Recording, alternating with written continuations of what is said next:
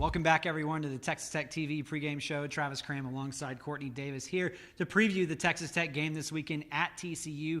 We'll get to that in just a second, Courtney, but obviously a big win this past week, breaking the skid, getting that 34-21 victory over Kansas. Huge. It was huge for this football program. Big day, especially on the ground for the Texas Tech football team. And Coach Kingsbury, I caught up with him earlier this week where all he could talk about was how nice it was, especially for his seniors, to get a chance to get another W inside Jones AT&T Stadium.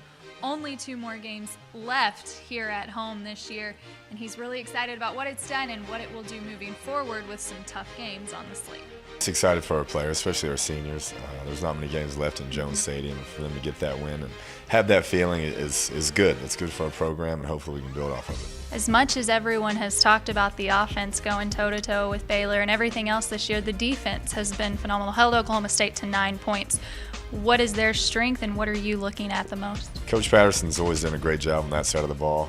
Always has one of the best defenses in the country, and they don't give you anything easy. Their front 7 is as good as anybody will play, and we'll have to earn every yard. What's your message to the team this week going into what will be a hostile environment in Fort Worth? Yeah, cut it loose and have fun. It's a team we're very familiar with, obviously, and so let's go have fun and play loose.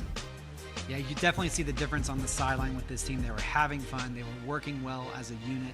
And really the offense being able to control the game with the running game, with DeAndre Washington and with Justin Stockton, both averaging over 7 yards a carry in the game. Stockton's averaging over 9.5 for the season. That's got to bode well for what they're trying to do leading into this TCU game.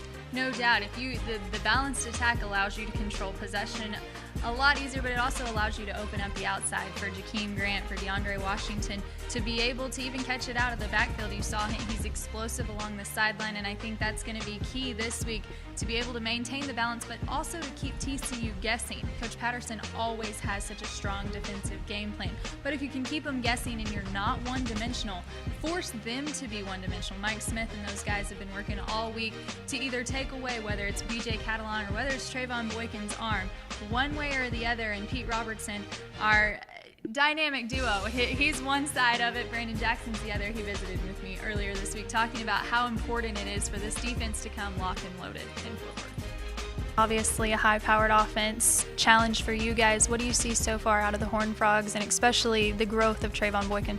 Explosiveness. You know, that's from the running back and catalog. All them guys are experienced and they ready to play every single game. We didn't see that about from watching film and just from them guys playing other teams on TV, you know, and even they receivers. You know, probably got young guys receivers, but they all making plays.